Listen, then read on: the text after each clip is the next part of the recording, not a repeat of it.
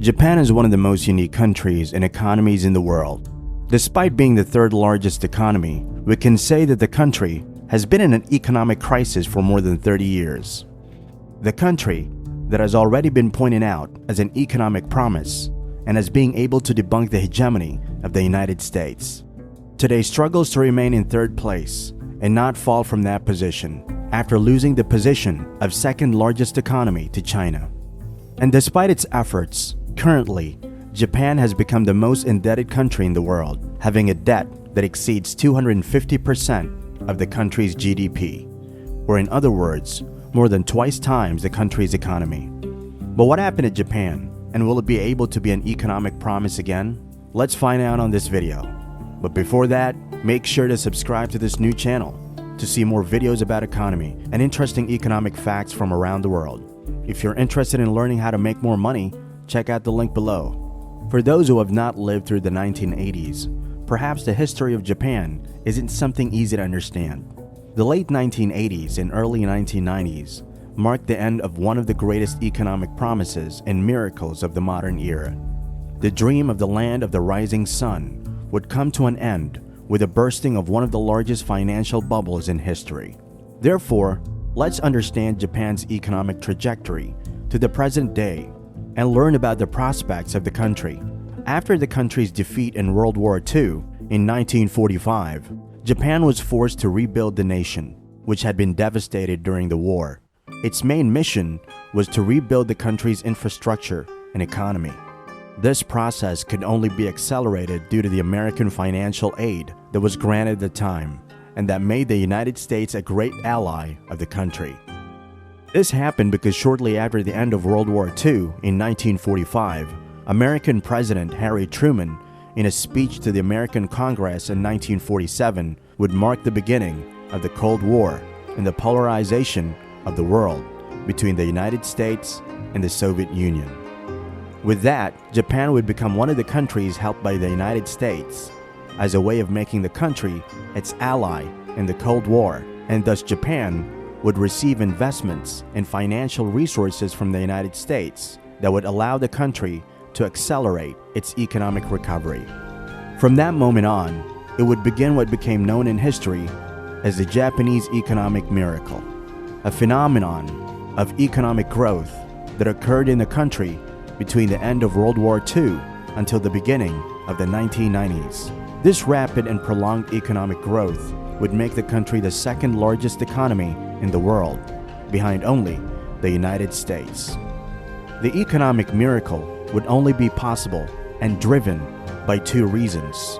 The first, as mentioned, by the financial assistance and support of the United States, and the second, due to the Japanese government's interventionism in the economy. The country would start an economic and productive system based on the karetsu. Basically, it was a different economic model where there was a coalition of large companies united by similar economic interests, and among them, interconnected shareholdings. As a result, large corporations composed of companies, manufacturers, suppliers, distributors, and banks were formed, a true economic conglomerate. And all this with the encouragement and participation of the government, mainly through the Ministry of International Trade and Industry created in 1949. The ministry was primarily responsible for creating a synergy between the government and the private sector, seeking to improve the productivity of industries and leading to high economic growth. The main examples of these conglomerates were Mitsubishi, Mitsui, and Sumitomo. In addition, large companies such as Sony, Toyota, and Honda would become internationally recognized. The Japanese economic miracle would be divided into three phases between the 1950s and 1960s, 1960 and 1980, and 1980 and 1990. The periods would mark the beginning of growth, its consolidation, and then its decline. Between the 1960 and 1970, Japan would have one of the highest rates of economic growth in the world. According to data from the World Bank, the country's GDP growth rate would reach figures close to 9% per year. Furthermore, during the total period of approximately 35 years, between 1960 in 1995, the country's GDP growth rate would reach numbers close to 7% per year. That would make Japan the second largest economy in the world. Its GDP would go from approximately $44 billion in 1960 to approximately $5.5 trillion in 1995, before the beginning of its stagnation and the lost decades that followed. The country's growth during all these years would be led by three pillars: investments, education, and exports. In the investment field, according to data from the World Bank, between 1970 and 1990, Japan would reach an average investment rate of 35% of the country's GDP. All this investment would be directed to infrastructure, industry, and technology. The country would assume the position of world leader in the manufacture of electrical and electronic appliances, automobiles, and high-tech and precision products.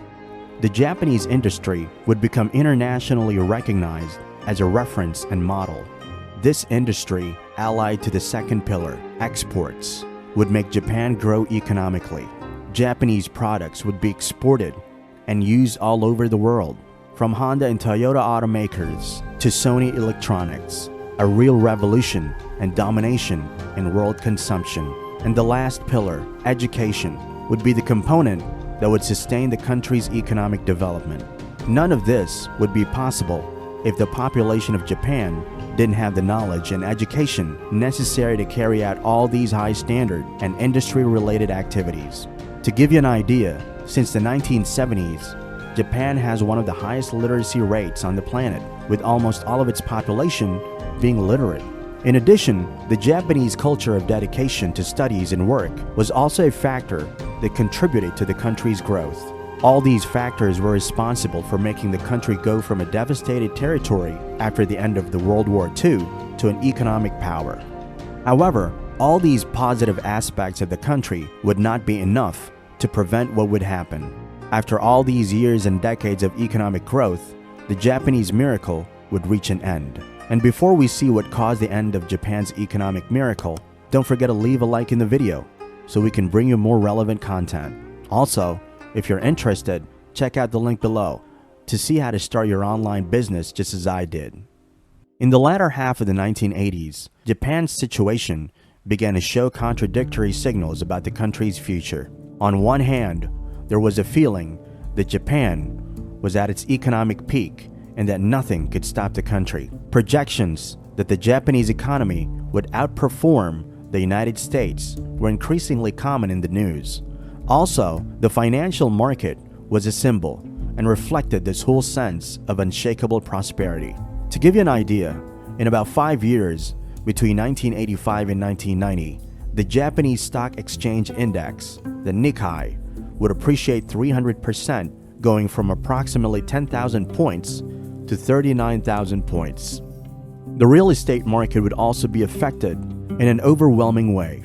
At the height of the euphoria, one shocking news spread across the country: the Imperial Palace in Tokyo was worth more than the entire state of California in the United States.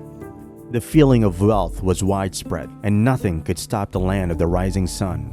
But on the other hand, this was precisely the birth of one of the biggest financial bubbles in history. The scenario of optimism and euphoria in which practically all the country's assets appreciated would burst. This rapid and strong appreciation of the financial market in Japan would mark the peak of the country's prosperity and growth. In 1985, Japan would participate in the Plaza Accord, an economic agreement signed between the United States, Japan, Germany, the United Kingdom, and France. The purpose of the agreement was to re-establish trade and exchange balance between the US dollar and other currencies, as the US economy was suffering at the time from the strong appreciation of the dollar against other currencies. Therefore, after the agreement, the dollar was devalued by around 30%, while the Japanese yen appreciated more than 40%.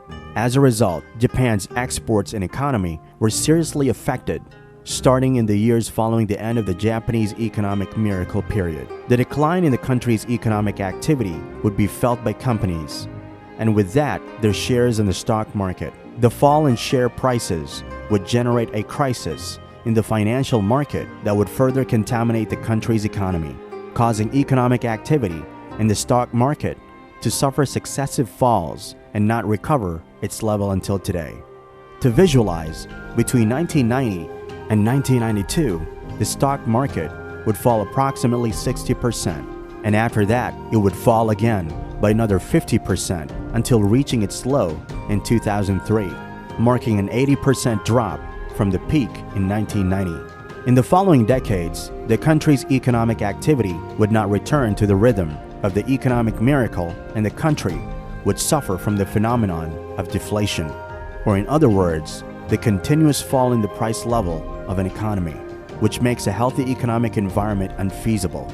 From that period onwards, the government would initiate successive economic policies to reactivate the economy, mainly using the country's public debt instrument. Government spending would even make Japan reach the level of the most indebted country in the world, with a debt of more than 250% of GDP.